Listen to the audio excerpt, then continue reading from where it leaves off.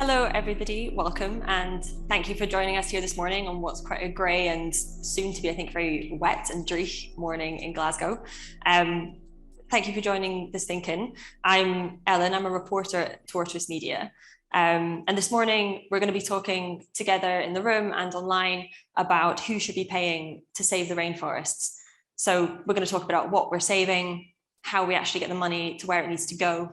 And in doing that, we're joined by two fantastic invited experts, Professor Lee White, who is Minister of Forests, Oceans, Environment and Climate Change in the Republic of Gabon, and James Cameron, who's a senior advisor at Pollination and a barrister with more than 30 years experience, who's also deeply embedded in not only this COP process, but also the processes at many previous COPs as well. But over the course of the next hour, if you haven't been to a ThinkIn before, then know that it's not just about what we're going to be saying up here, but this is a conversation between all of us. So I want to know what all of you think here in the room and online. If you have something you want to share, please do raise your hand, give me a wave in the room. And if you're at home, then drop some comments in the chat. My colleague Lara is there, and we'll try and flag some things to me that maybe we can come to you on camera and hear what you have to say as well. So to get started, I'm going to have lots to talk about over the next hour, but just to frame the conversation a little bit, I wanted to talk about a trip I was lucky to take a few months ago to Gabon to see some of the work that Lee's team and Lee's government are doing there in the Congo Basin rainforest. And I learned a huge number of things, but some of the things, the fundamental things that I learned were that the Congo Basin rainforest is an incredible place, habitat for many rare and endangered species, forest elephants, gorillas, chimpanzees, mandrills, but it's also a massive carbon sink, and one that, like many rainforests across the world, is under threat unless we take great efforts to protect it. And I saw in Gabon some of those efforts that maybe Lee can talk to us about a bit. So if I start with you, with Minister White, can you give us a little bit more detail about what it is? When we talk about saving the rainforest, what are you trying to save?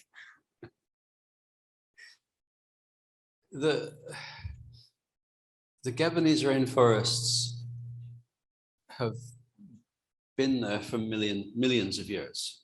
Gabon is what we call a Pleistocene refuge. So every time there's been an ice age, and the ice has come down over the UK, we've had a drought in Central Africa, and the forests have contracted into refuge areas like the Noah's Ark of the rainforest. And two of these major refuges are in Gabon, in the Crystal Mountains and the Massif du Chailloux. So Gabon has been a sanctuary for rainforest biodiversity through literally millions of years. That's why it's so biodiverse. We have more tree species than the whole of West Africa, just as an example. You mentioned the mandrill, almost endemic to Gabon. And so the rainforest is this incredible reservoir of biodiversity. And Gabon is one of the most intact rainforests. So it's rich and it's intact. You have the rainforest coming all the way down to the beach, as you saw in Gabon. So you have rainforest wildlife like gorillas and chimps and elephants and leopards and hippos spilling out of the rainforest onto the beach. So it's a fairly pristine environment. Gabon is 88% rainforest, so one of the most forested nations on the planet. And in addition to all of the biodiversity, so 10,000 species of plant, 750 species of bird, and so on and so on. We find new species literally every week. It's also an ecosystem that provides incredible services to the globe. We're in COP this week, so everybody's totally focused on carbon dioxide, carbon emissions. So the world is striving to get down to carbon neutrality by 2045, 50, 60, 70. Thanks to the rainforests of Gabon, which over the last 3 decades, we've been fighting to manage and to protect and to kind of manage sustainably. Gabon sucks in over 100 million tons of CO2 every single year. So since Copenhagen, Gabon has absorbed about 1.25 billion tons of CO2. So that's 3 years of the UK's emissions, because we've preserved and managed the rainforests. But it's not just carbon, it's ecosystem services. So maybe one of the best examples, the Greater Congo Basin generates part of the rainfall in the Ethiopian highlands, which fills the Blue Nile, which irrigates Egypt. And so Congo Basin is the heart and lungs, in a way, of the African continent. It's sending literally water all the way to Egypt. And if we lose that, we lose that ecosystem service. We lose the rainfall in the Sahel. We lose the rainfall in Ethiopia. There are 100 million climate refugees heading into Europe from Egypt. If we lose the Congo Basin, we lose that vast of CO2. There are something like 6 to 7 years worth of global emissions locked up in, and so there's no 1.5 or 2 degree world without the Congo Basin forests intact. And as you said, unfortunately, not so much in Gabon, but around the edges of the Congo Basin, there are severe threats, and we're starting to lose the Congo Basin forests. So those threats are from illegal loggers, poachers, that kind of thing, or what are the main threats? I mean, in Gabon, yes, poaching, illegal logging. Poaching results in empty forests. It doesn't destroy the forest, but if you look at the history of Africa, the species the poachers target first are the rhinos and the elephants. Rhinos in the savannas, elephants in the savannas and the forests. Because the elephant ivory is the commodity you can make most profits on. You buy it for $50, you sell it for $2,000. So it's like heroin. Or when you lose your elephants, it's an indicator. It's an indicator you've lost control of your environmental governance. And every country in Africa that has lost its elephants has then gone on to lose its forests and to lose control of its country, to fall into civil war. Look at Ivory Coast, named for elephants. There are maybe 50 elephants left in Ivory Coast. They lost control of their natural resources. They're down to 3% forest cover. 80% of the protected areas even are cocoa plantations. And so poaching, in a way, poaching is the first sign that you're losing control. Illegal logging doesn't tend to result in deforestation, but it degrades the forests. The real threat to forests, whether it's in the Amazon or in Africa now, is farming. Mm-hmm. In a way, the real threat is, if the forest isn't considered valuable by the people that live in and around it, why would one cherish it? Mm-hmm. If I've got all these pens here, but all these pens that I've been given, they're not precious to me. If you ask me to borrow a pen, I'll pass you a pen. You don't give it back. If you put it in your pocket instead of mine, then it's a pen somebody gave me. It's not really worth anything to me. But if I have the Mont Blanc that my wife gave me for for my 30th birthday, and you borrow it, we say in French, ça s'appelle revient. So if this ecosystem is not precious to the people that live with it, then they're not going to cherish it. They're not going to manage it. And so that ecosystem service, what is the value to the planet of sustaining the Blue Nile and maintaining peace and security in Africa? Well, the economic, if you look at Central African Republic, which tragically, they lost control of their country. Mm-hmm. Well, that started with poaching 40 years ago. Poachers moved into CAR 40 years ago. They killed the rhinos, they killed the elephants, they killed the big game, the small game. They became bandits, robbers, rebels, and they destabilized the country. We lost control of the natural resources. We went from a country that was a jewel, mostly savanna, some rainforest, but incredible jewel 40 years ago, to a country that we're struggling to kind of reestablish rule of law, and it's costing billions every year. So that's not really not mostly a climate thing, but those poachers coming down from the north. Mm-hmm. Climate plays a role there. Sure. Climate is creating these environmental refugees who have no other choice than to try and eke out a livelihood from natural resources, and so the cost of the African continent mm-hmm. totally destabilized, and that's what climate change is going to do. All of the models predict that over half the African countries will kind of fail, will go into civil war over water and natural resources. And keeping the rainforests standing, regrowing the rainforests of West Africa, where that's possible, all of that contributes to stability of Africa, but stability of the planet. So these are very high stakes, really, that we're talking about. Huge. We're talking about, for Africa, we're talking about the continent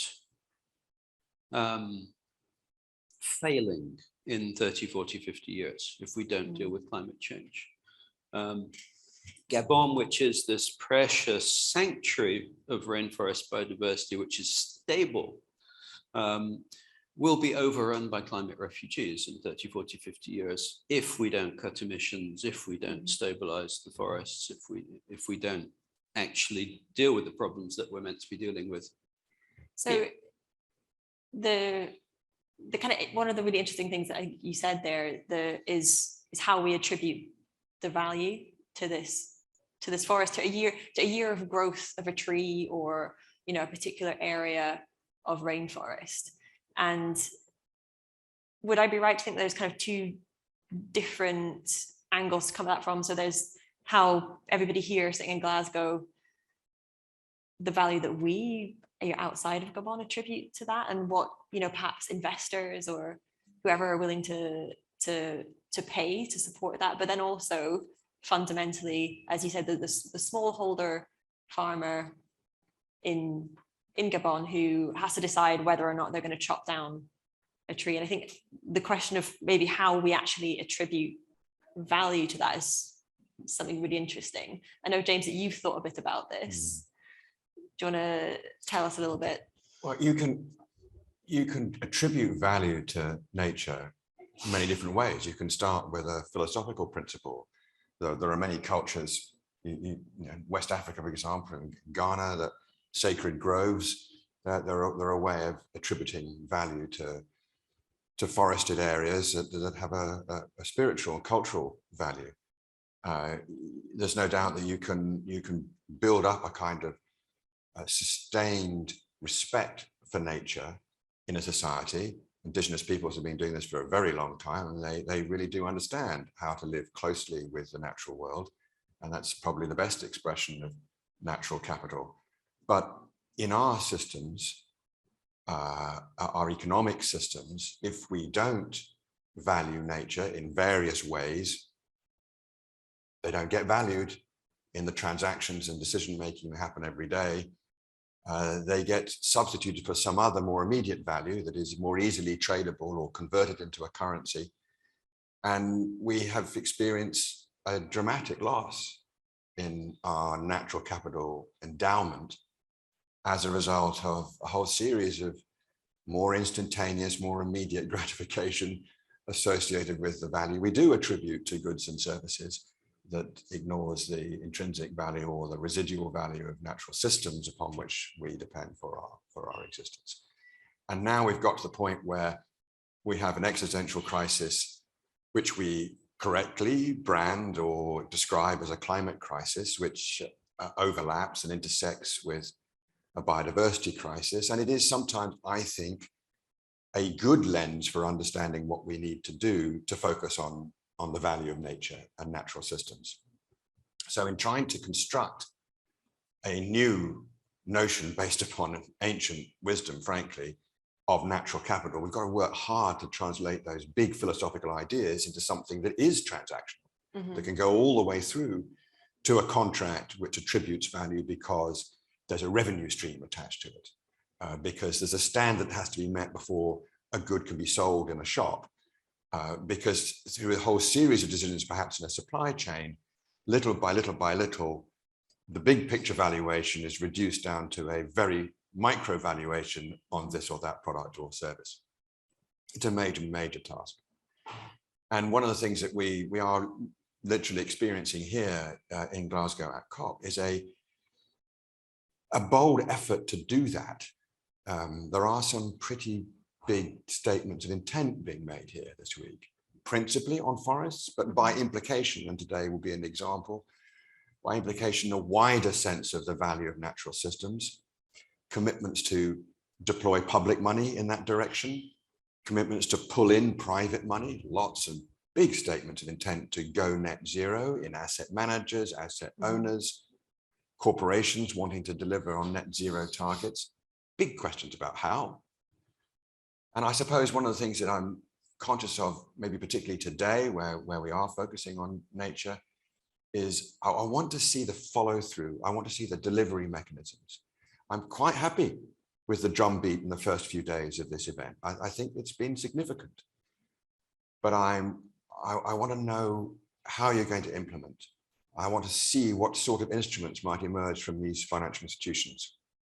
I want to be confident that when Lee and Alan sitting there in the front row, when they know they've done something, has created natural capital through their efforts over many, many years, with the help of, obviously, with government and developers and people really coming to an understanding of what needs to be done, that they are rewarded for that there are revenue streams created, and they're dependable revenue streams, because we need length.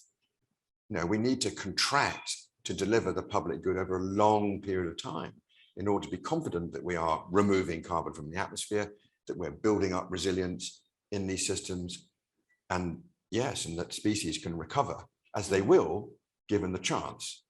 And that's creating a kind of mixture of excitement and worry that perhaps we haven't done enough work to think through the delivery part, and that we haven't quite got the alignment we ought to have between law, policy, finance, and the folk who on the ground know where the money needs to go in order to respond to that particular ecosystem as opposed to another one. I want to come in a second to my colleague Luke, who's at home and has been making some good points in the chat, so I'll come to him in a second. But just before we do, you said this, it seems like there's still quite a lot that you want to see happen in the next, less than a week now. Yeah. Is there going to be a particular day that's a moment of truth, or are we? So, I mean, those of us who've been to, I have been involved with this process for a very, very long time, even advocating for its existence before the COPs became COPs. And I'm fully invested in the process. I passionately believe in its absolute necessity. But perhaps because I have been doing it for years, I'm very aware of its weakness and its weird pathology, which is that we seem to have to go to 3 all-night sessions at the end of the second week in order to get agreement. We seem to have these deadlines, and the process that we are in now has been reformed and adjusted by, I think, largely by the French in the Paris COP, who put a massive amount of diplomatic effort and political effort into that process, and improved it. And roughly speaking, the pattern has changed so that we pull the politics, the power politics up front. We learned from Copenhagen that it was not a good idea to wait for them to come in at the end and ask them to negotiate text. Heads of state and government don't do that. Well, one or two do. There are one or two wonky presidents who kind of pay attention to the detail, but not many do.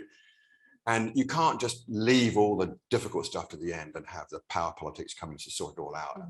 It didn't work. So the French said, no, bring the power politics forward.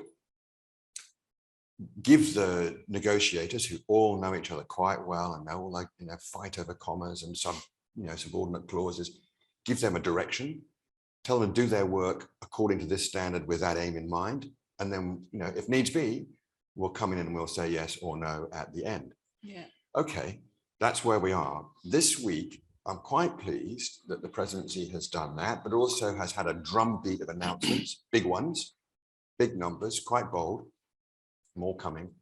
But the other part of the process, the less interesting, not so exciting to the media, crafting away text on Article 6 and things like that, the audience disappears completely. What was that? But it's important because those are rules. And if you're going to use an event like this to change the rules of the game, you've got to negotiate text. You've got to write it down. And you've got to write it down with 190 odd countries. Imagine having 190 businesses, Corner Shop and Apple. Are they likely to see eye to eye on everything? Well, no, of course not. So it's really bloody difficult to do this. And negotiating text matters because in the end, rules need to be enforced. They won't be specific enough here to take to a board meeting next week, but they should lead to that via domestic legislation, via contracts that are drafted in such a way as to value carbon in a long-term agreement. That's why that work's important. It will happen day by day, but I'm afraid probably there'll be another all-night session for the last 2 nights. We won't know till 3 o'clock in the morning on the extended day what the answer is. So long way to go still, yeah. Great. So I wonder if my colleague Luke is there. Maybe after Luke, we can also take a question from, I think it's Eileen who's at home. So Luke, are you there? Yeah. Hi. Can you hear me? So ask away. What was the point that you were wanting to make? Well, one of the things that I put in the chat was about the work that has been done by Partha Dasgupta and the valuing of biodiversity in the financial accounts of businesses. And listening to the conversations thus far, it struck me that, as with on a sort of bunch of other points over the past few days, what we need to end up seeing is changes in the forward guidance, assurance, and financial performance information that companies legally have to publish. And we have to see that stuff being affected by the degradation of forests, whether that's the impact it has on supply chains, whether it's the impact it has on warming, whatever avenues have to be built into the model and then legislated for. We need to see forests in the balance sheet of business, or otherwise we won't have the necessary effect on everything from sort of capital market activity to investor confidence, and I think also to an extent sort of consumer thinking. So I'd be really interested to hear people's ideas about how that gets done. It feels like a parallel challenge to the one we have more generally with emissions. And in some of the work that I've done thus far on this, forests, unfortunately, and biodiversity seem to fall down the pecking order. We've got the most attention and sort of regulatory focus on emissions, and then you kind of climb down the issues. So I'm obviously worried, but I also want to hear interesting ideas about how that gets done. Thanks, Luke. Who would like to come back on that first? Lee, would you, James? Well, I think as a minister, I'm obviously thinking more about a nation than companies, but you could apply exactly the same principle. Gabon is one of the most biodiverse countries on the planet. We are one of, maybe even the most carbon positive country on the planet. there is no process whereby that gets reflected in our gross national product. We don't get concessional loans from the IMF or the World Bank because we are so biodiversity positive and climate positive. When we talk about our carbon, even our net sequestration, we're told that's just a natural process. Why should you be paid to watch the trees grow? We forget that every developed and developing country on earth has gone through the deforestation curve, and that we need to actively manage forests if we're going to avoid that. And so it should happen. It should be a factor. But it isn't. Yeah. It's a great example. That example is a classic example. But the question is and comment is very apt. Just to take the UK, the Dasgupta report is a very valuable piece of sound academic and analytical work that was done for the Treasury. Now, we would love it if the Treasury took that very seriously and started, actually the work has started, but really pushed on with the idea of natural capital forming part of our national accounts, so that we did have a national balance sheet that included natural capital, and we measured our progress, apt choice of word, our real progress, as opposed to our GDP related progress, to that balance sheet. You know, there are other things you can bring into, there are all sorts of other ways of measuring harmony, happiness, welfare in society, but let's just take the natural capital balance sheet and focus on that. So I would love it if the Treasury took that report and absolutely committed to do the necessary analytical work with the statistical authorities, and figure out a way of getting our national balance sheet to reflect natural capital. Number two, we're just creating a new national infrastructure bank that has a mission to deliver the infrastructure of the future.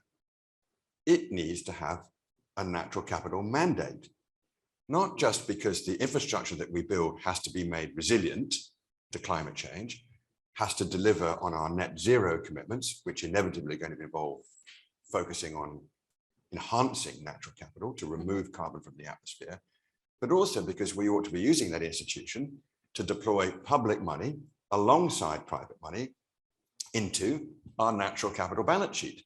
Go together. If we're thinking long term and for the nation's wealth truly understood, we want that institution to put resources into enhancing our natural capital base. Then drop down another level. Yes, we do want corporations who have made net zero commitments to know how to properly account for them and not to double count for them, and to make sure that we have transparency in what they're doing. That would be aided by obligations to disclose, and by the font of capital in the system, which are the asset owners, requiring that of the asset managers, who in turn require it of the companies who they invest in. There's another one that I could go on, but this is what I mean. You've got to keep these levels, otherwise you don't get precise enough. That's why it's such a good question.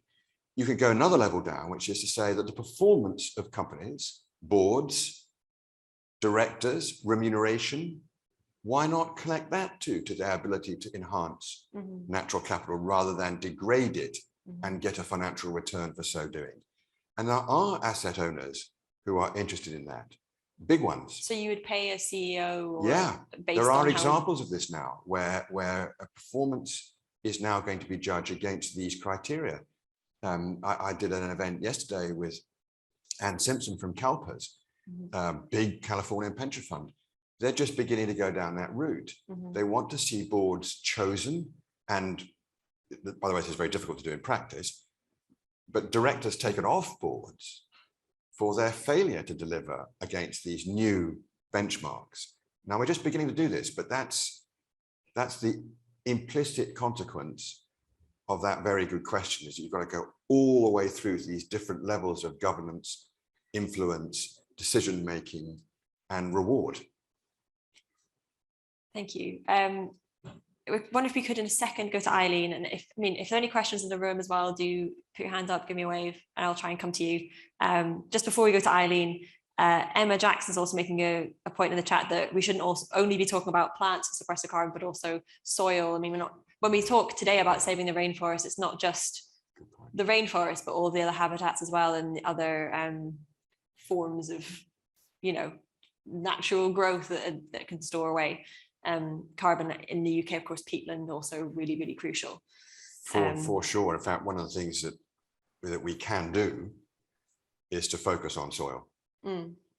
Soil is highly complex, completely fascinating. I used to say years ago that we probably would crack this problem when soil scientists are valued like bankers are valued. Maybe it's some way off. But the fact is that soil scientists know stuff that we bloody well ought to know. It's a highly complex system. We're learning all the time about how complex. Now, you can do something with carbon as a focal point for valuing, but we've learned in our work at Pollination that that's just one route in. It's one route in that reflects an interest in a marketplace for carbon, but it's a much more complex space, literally. And we need to figure out ways of valuing soil health, soil quality, some sort of composite value where carbon is part of the story, but not the whole. Maybe a multiplier. If you really can increase the total value of soil health and quality, you get carbon plus plus. I don't know, we've got to think about that. But soil carbon is one of those things that can be a universally recognized value. It would have some tradable value. Well, there are some good examples. Australia's done some good work on soil carbon. California, we think in the UK, we could develop a soil carbon code that would be valuable to go alongside peatland codes and woodland codes. But again, if we want scale, this is a bit of a problem for investors. Some approximation, some simplification is required. Otherwise, they are literally put off by the complexity, and we want to draw them in. That's the tension. I wonder if we could now get Eileen, if you're there. You were making a point a while ago now. Thank you for hanging in there, which I think we do need to address. I know it's a complicated issue, but about your concerns about greenwashing on the corporate side of things. Would you like to make your point for the room? Yeah, I think in some ways, many of the concerns I have already been addressed by the speakers, and also Luke sent me some links already, so fantastic. Thanks, Luke.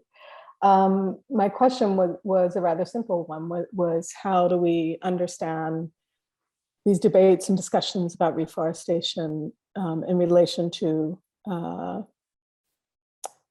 the commitments to carbon offsetting that we're seeing at the conference, and in my mind, the just critique that we're hearing, at least on the streets, that this is just another form of greenwashing. I think Luke has pointed out in the chat that, planting trees it's not planting a forest. And I know we're talking about stopping deforestation here, but it's also about rebuilding forests. And I would like to hear what the speakers have to say on that front.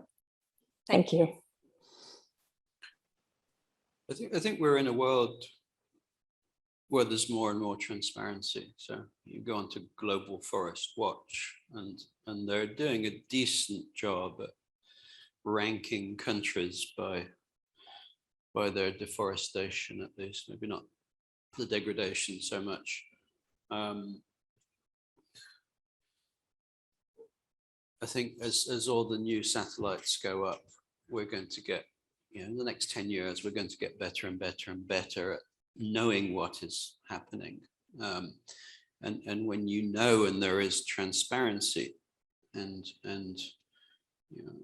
when countries are accounting for these things at a national level, where we're making sure that any sort of project-based reforestation, carbon, biodiversity restoration is being looked at in the context of what's happening across nations. I think we're going to get towards really knowing what's going on, and therefore having integrity in these systems of valuing forests and deforestation and so on and so forth.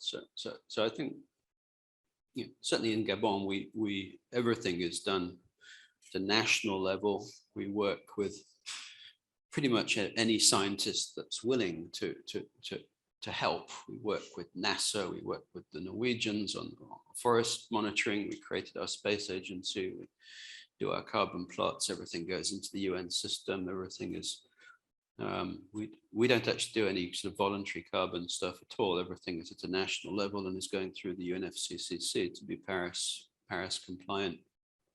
And so we know what's going on around the world now. So the next step is, now that we know what's going on around the world, how do we incentivize good behavior?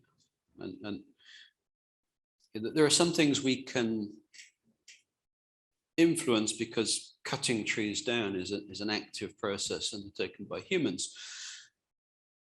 You have other issues like the Amazon is becoming a net carbon source because of climate change, because we're pumping so much CO2 into the atmosphere, because of drought and heat. The Amazon trees are proving much more sensitive to climate change than the African. So that's not because forests. Of degradation from human action? No, that's I mean, you can separate the two.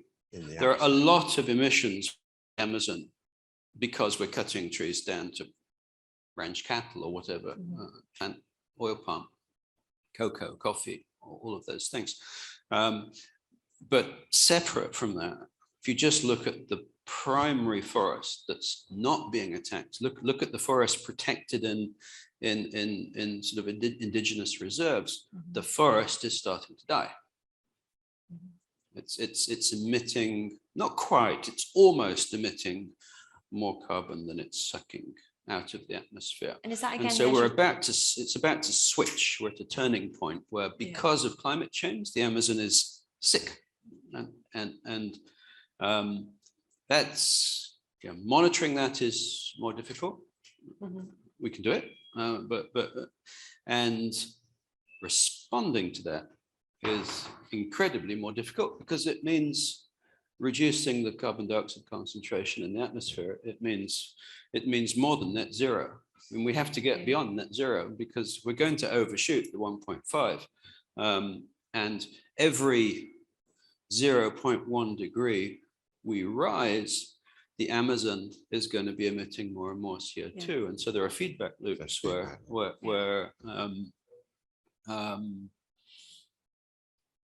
you know, we can get into very serious trouble, and we don't really understand the significance of, you know, we're at 1.1, 1.2, 1.3, right? We're 1 degree up in my lifetime as a researcher in Gabon.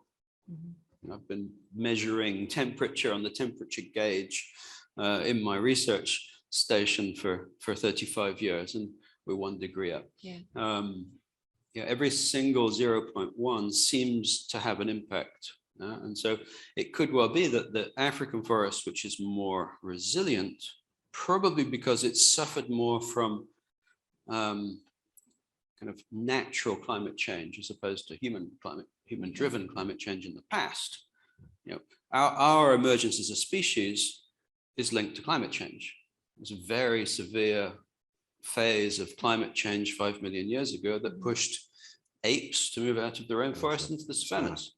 So our very existence is linked to climate change in the past. And because Africa's been more impacted than South America, the great thing is today it's more resilient. But you know, there's a very serious warning going off in South America that whether or not humans are cutting trees down, trees are dying. I wonder if we could just come to this question in the room. Thank you so much for being patient. I think the microphone should be on. Oh, okay, thank you. So I have a very quick comment and a question. The quick comment, being a marine ecologist, I just want to remind everyone that their second breath comes from the ocean. And we should really think about that. But my question is that as a Canadian, I'm really ashamed at the moment because in British Columbia, we're cutting down the last 3% of our virgin forest. And I'm wondering, and we're treating our Indigenous people terribly as we do it. Why aren't we talking about our developed countries and their forests and what we're doing there? Why is the focus all on other hemispheres and other cultures when we're the ones who've done most of the destruction? And we've got huge areas we could be dealing with and replanting. And I just don't hear that discussion anywhere. Thank you. You don't want to get me going on that theme. I hear terms being thrown around rooms, even negotiating rooms, zero deforestation, zero net deforestation, intact forest landscapes, and they are always directed from developed countries to developing countries. The developed nations are very proudly talking about how they're going to eliminate deforestation from somewhere else, from kind of imported food produced by my country. They don't really define these terms. So we've done oil palm in Gabon. Oil palm is an evil in the eyes of the public. We've done oil palm in Gabon. We did zero net emission oil palm. We actually measured the carbon neutral oil palm, and it's 100% certified. But you have the issue of defining what a forest is, and then every COP we're asked to sign up to a declaration. There's usually a Congo Basin declaration. It's always about zero deforestation in oil palm or zeal. It's never. I was going to actually try and do one this time around with the EU. I was going to suggest that the EU sign up to zero deforestation in potato farming. Because a French farmer who decides, okay, I've planted this forest, but it's going to be more profitable to have rapeseed, is going to cut their forest. And the definition of forest is an area more than half a hectare, according to FAO. So we never hear about zero deforestation in France or the UK or Canada or and so it's very frustrating, and there has to we have to, it has to be reciprocal. It has to if we're going to impose zero deforestation on developing countries, then surely developed countries should impose a positive net increase in forests but the climate negotiations we're not playing on a level playing field. I think that's a fair point in this context, in the way the dynamics of these negotiations, where we've still got some residual, what used to be called Annex 1 countries versus developed versus developing. That's still in the dynamic of these negotiations, for good or ill. And although there's been a shift since Paris to make it a universal agreement, and I think this COP is quite good evidence that universality is happening. The countries are bringing forward quite significant commitments that they didn't have to in the past and are doing now. And there are some big country examples, India being one.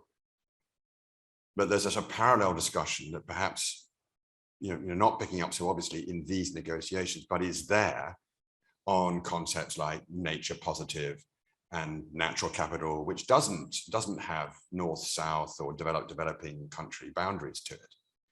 And it's probably worth emphasizing that in order to get the issue to come more obviously to the surface.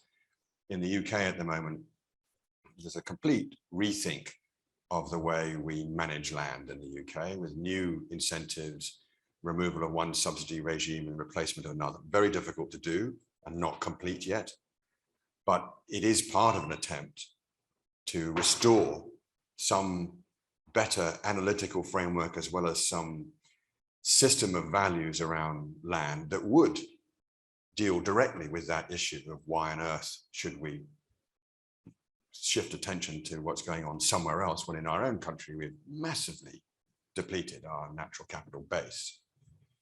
There's also, likewise with, by the way, with the marine environment, I mean, there's no doubt about it, that has huge potential in a way, and I'm sure Lee would attest, you know, the oceans and seagrasses and sea kelp and the capacity to sequester carbon in the oceans is a kind of equivalent resource to that of the rainforest. It has great potential to be a positive contributor to the removal of carbon. They're already saving our backsides by sequestering so much, but we need to help them do that better and build real value in our oceans' capacity to deal with climate change.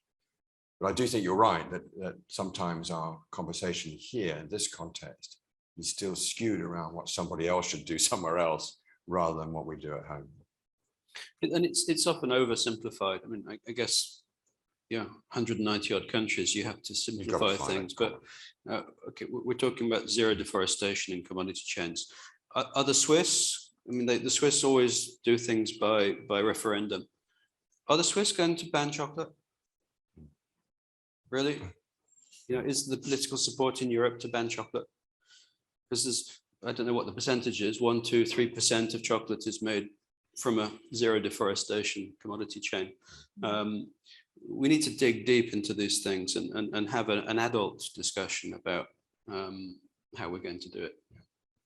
So we've got about 10 minutes left.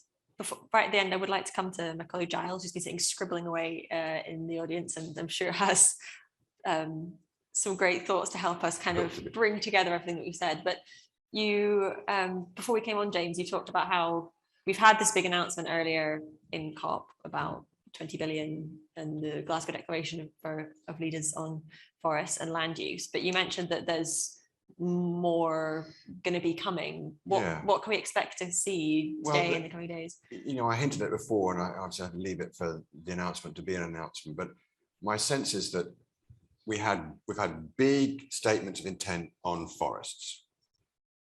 We've had big statements of intent on methane, staggeringly large numbers of finance in a way that is almost too big to really hold in your head. What the hell is 130 trillion? I mean, it's mind-bending and probably not that valuable. A few seconds after the announcement, you've got to ask so many other questions. Well, what do you mean and where's it going to go? But still, it's there as a display. And as I said, all these other net zero commitments, which can feed through to answering that question. Who should pay to save the rainforest? Well, here's a list. And then we can start figuring out what combination of public money transferred, public money used to lever private money. Pretty poor record to date, actually, with the development banks not doing a very good job of using their public money to lever private money. Could do a lot better. So there's all these institutions sitting behind these big statements. But one of the things that we've thought necessary, which I hope you will see today on Nature Day, is to get smaller groups of countries together that feel capable of aligning their commitments to natural capital in ways that are designed to be implemented. Sometimes very difficult because with 190 countries, you get lowest common denominator. You've got to do compromises, but smaller groups with a clearer mandate can start building the institutional capacity to do the delivery. And so, yes, you should look out for signs of that.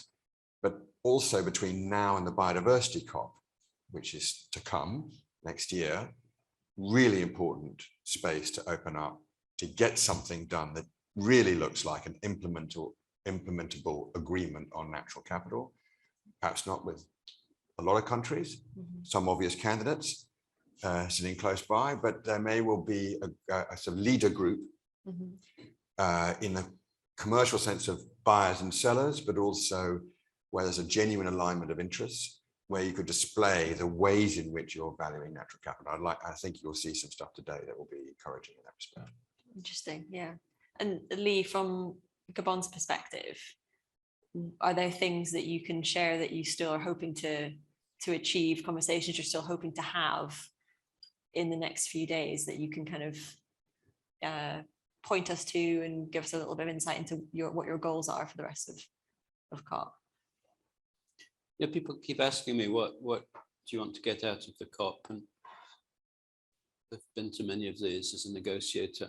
I mean, really, the COP is, for me, the COP is about finishing the Paris Agreement at the end of the week and moving forward. Now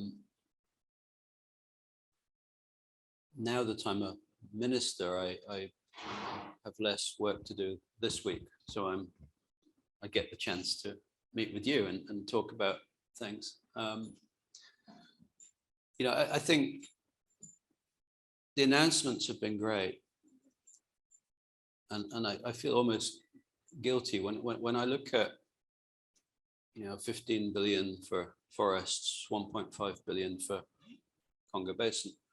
That's a very big number, obviously. Mm-hmm. But when I look at the problem, there's 500,000 hectares of rainforest in the DRC being cut every year now by subsistence farmers. And a subsistence farmer who cuts a hectare of rainforest is probably not going to make $500 off that hectare. And there are 500 tons of CO2 in that hectare, approximately. So if carbon's only worth $10, that's already $5,000. So we're allowing a poor indigenous, often woman, poor indigenous woman, to destroy 5,000, but you would probably agree it should be $100. So she's going to destroy $50,000 of natural capital to earn $500. Mm-hmm. Those 500,000 hectares at $10 a ton are worth 2.5 billion to the international community. If carbon's only worth $10, we're doing $2.5 billion of damage every year. Mm-hmm. From that deforestation. If carbon's worth $100, that's $25 billion mm-hmm. of damage that we're going to have to suck that CO2 back out of the atmosphere. We're going to have to invest mm-hmm. money. Now DRC signed an agreement for $500 million of funding to save the forests of DRC. It sounds like a huge number, but actually, we're going to spend $100 million a year, and we think we're going to solve a $25 billion a year problem with $100 million. We're not. Why aren't we spending $10 billion on a Marshall Plan for improving agriculture and turning slash and burn agriculture that is a technology that dates from before, you know, Jesus, if you want, from 2,500 years ago. Into a modern tropical agroforest system, which is carbon positive. Mm-hmm. And why aren't we doing that as an investment that provides a job and social security and healthcare to those indigenous rural women to improve their livelihoods, because it makes absolute economic sense to the planet, mm-hmm. but we're not going to do it.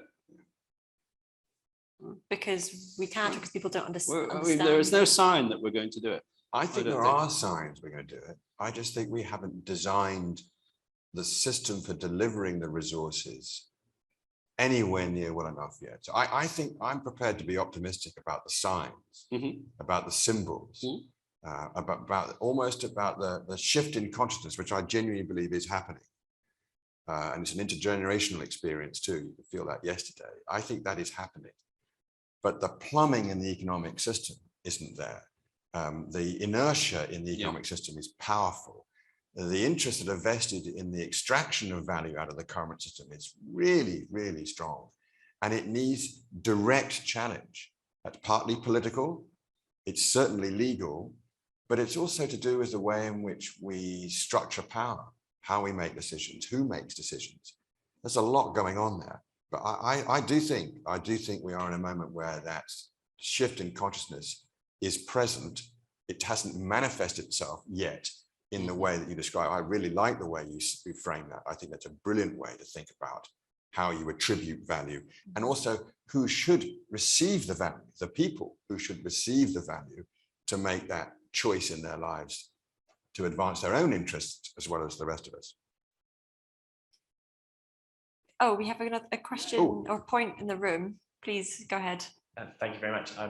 My name's Duncan. I do some work in the carbon markets, and I wanted to maybe pick up on a couple of points which we've danced around and for fear of getting too wonky right at the end of the session. But certainly Article 6 is the big thing here to do with the carbon markets, which is the big thing hopefully to get resolved out of this, and which maybe for a little bit of context is the last part of the Paris rulebook, which is yet to be agreed. Everything else has been sort of formalized and turned into the machinations of making it happen, but we haven't quite worked out Article 6 yet. And so I think a couple of things which have been mentioned earlier, which I'd really love to hear you, the panelists' thoughts on, because I think you're particularly well placed to talk to them. I think there's sort of two themes I'd like maybe to hear your thoughts on, which are firstly, the tensions between the national level UNFCCC processes, which was really interesting to hear that Gabon only works with that process, the tension with that and the private voluntary markets coming in underneath, and the risks of double counting, again, maybe it's a plumbing issue of the way these things talk to one another. And then secondly, building on that, what's likely to happen with 6.4, your thoughts there on how you cohere. Sorry, this could be a very long question. Right. Okay. I'll leave it there, but then maybe your thoughts on that would be really interesting. Okay, it's way more than 1 minute's conversation. Keep it very brief. And then... So quickly, I'm reasonably confident that Article 6 will get agreed. Everyone knows their own negotiating position has been the same for years. There's diplomacy going on. There are trade-offs going on. Frankly, the announcements on transfers of money to forests should help conclude that. No guarantees, but I'm pretty confident it will. Yes, there is a tension there, but it's resolvable. The private voluntary markets do need to be regulated. They do need to communicate their information back to via the UN system so that there isn't double accounting. There needs to be that what's called corresponding adjustment has to take place. But there's plenty of scope for both private contract and regulated and the compliance markets to coexist. Ultimately, my own view is that they ought to be both compliant and regulated, with the private contracts clearly sitting within them. Also, I'm prepared to accept a certain amount of risk, back to the previous question, on offsets in the experimentation in order to learn. But precisely what Lee said, we can now see a lot more of what's going on. I think that good will help with the governance of this. And there's a hell of an effort going into how to make these systems more robust so you can have integrity and scale at the same time. Got to value carbon, one way or another, got to value carbon. Need to push on with that. And I hope this end of this next week, we'll see that. Well, we have hit past, so we are going to have to wrap up. Thank you to Lee, thank you to James, thank you to everybody who's made it through the roadblocks that are in place ahead of the protest later on to make it here in person, and thank you to everybody who's joined online. We really appreciate it. Do check out the rest of Tortoise's ThinkIns throughout the next week. There's a whole bunch going until the closure of COP. So have a look online, and we hope to see you there. Thanks very much for joining us.